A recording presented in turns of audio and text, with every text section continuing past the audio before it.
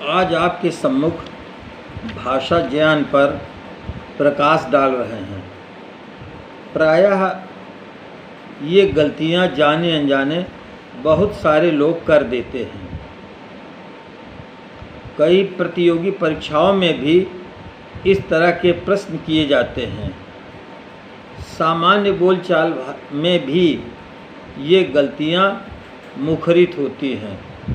तो जो अधिकतर गलतियां होने वाली हैं उन पर हम आज आपका ध्यानाकर्षण कर रहे हैं। नंबर 1 है आमंत्रण तथा निमंत्रण। दोनों का भाव एक जैसा ही प्रतीत होता है, लेकिन दोनों में अंतर है। आमंत्रण किसी को मात्र सूचना देने का काम आमंत्रण है। जैसे पुत्री के विवाह में आप सादर आमंत्रित हैं। इसमें एक प्रकार की औपचारिकता होती है। इसे आप ठुकरा भी सकते हैं। इस आमंत्रण में आग्रह का भाव नहीं रहता। अब देखिए निमंत्रण। निमंत्रण औपचारिकता से परे है। इसमें आग्रह का भाव छिपा है। प्रायः निमंत्रण पत्रों में आग्रह लिखा रहता है, आप जरूर से ज़रूर आना। एक कार्यक्रम का स्थान, तिथि तथा समय का निर्धारण रहता है। निमंत्रित व्यक्ति के लिए स्वल्पाहार अथवा पूर्णाहार की व्यवस्था भी रहती है, लेकिन आमंत्रण में इस प्रकार की कोई व्यवस्था नहीं होती। अब दूसरा शब्द है जो प्रायः अच्छे लोग गलती करते हैं।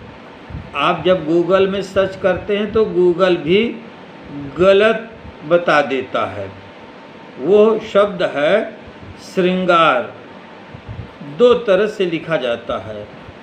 एक में रा भी कटा है और नीचे री भी कटी है।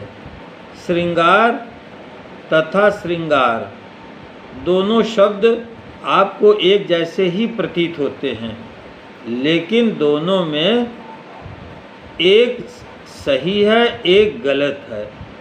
जिसमें रा रहता है वह गलत है। हम आपके स्क्रीन पर उदाहरण देकर के समझा रहे हैं। इसमें से थोड़ा और देख लीजिए।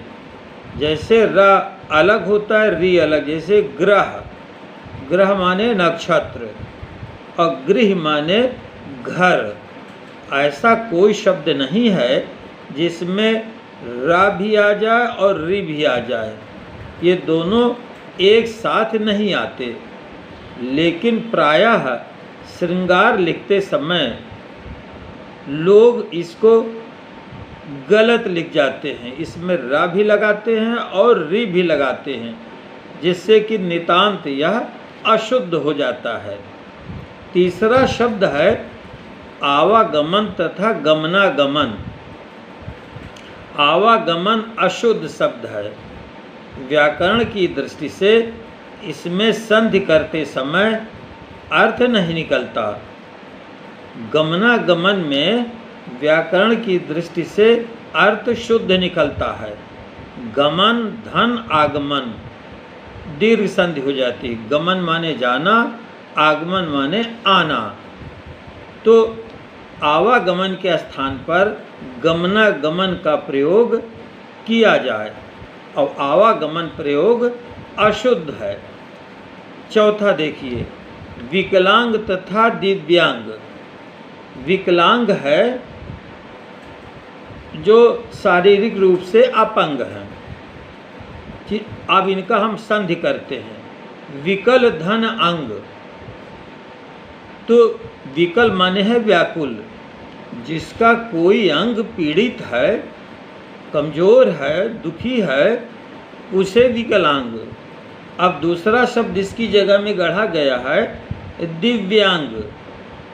दिव्यांग शब्द संधि की दृष्टि से शुद्ध नहीं है। व्याकरण की दृष्टि से दिव्यांग शब्द अशुद्ध है। उसका वो संधि होती है दिव्य धन अंग। दिव्य का अर्थ है महान, महान अंग। प्राचीन समय में दिव्यास्त्र तथा दिव्य ज्ञान का प्रयोग तो किया गया है। दिव्य अस्त्र अर्थात देवताओं के द्वारा जो दिए गए अस्त्र। दिव्य ज्ञान जैसे गौतम बुद्ध को दिव्य ज्ञान प्राप्त हो गया, तो ये महान ज्ञान तो इस तरह से महानता के लिए तो प्रयोग किया गया, लेकिन शब्द व्याकरण की दृष्टि से अशुद्ध है। यदि किसी का पैर में लकवा मार गया है तो महान अंग कैसे हो जाएगा? यद्यपि यह दिव्यांग योग रूढ़ कहा जा सकता है, अर्थ न होते हुए भी इसको विकलांग की जगह में ही माना जाता है। ऐसे शब्द योग रूढ़ शब्द कहे जाते हैं। अगला है धूम्रपान तथा धूमपान। धूम्रपान अशुद्ध शब्द है और धूमपान शुद्ध है। धूम का अर्थ है धुआं और धूम्र का अर्थ कुछ भी नहीं है। तो यह प्रायः आपको प्रत्येक स्थानों में धूम्रपान वर्जित लिखा मिलेगा, जो अशुद्ध है। और धूमपान का मतलब है धुएं का पान करना। किसी भी रूप में तंबाकू का जो पान हो रहा है वो धूमपान के अंतर्गत आता है। अब आपके स्क्रीन पर ये शब्द लिखे गए हैं, अब इनको आप विस्तार से देख लीजिए। बहुत बहुत धन्यवाद। यदि आपको ये भाषा ज्ञान अच्छा लगा हो तो आप हिंदी प्रेमियों को शेयर भी कीजिए और चैनल को सब्सक्राइब कीजिए, ताकि हम अगला वीडियो भाषा के संबंध में, ज्ञान के संबंध में आपको दूसरा डाल सकें। ज्ञान नहीं है, ज्ञान है। ज्ञा बनता है जा धन इया से, इसलिए इसका उच्चारण होगा ज्ञान। ग इया से नहीं बनता है, इसलिए ज्ञान कभी न कहें। उच्चारण में ज्ञान, ज्ञानी, जिज्ञासु, इस तरह से इसका शब्द का उच्चारण करें। तो धन्यवाद।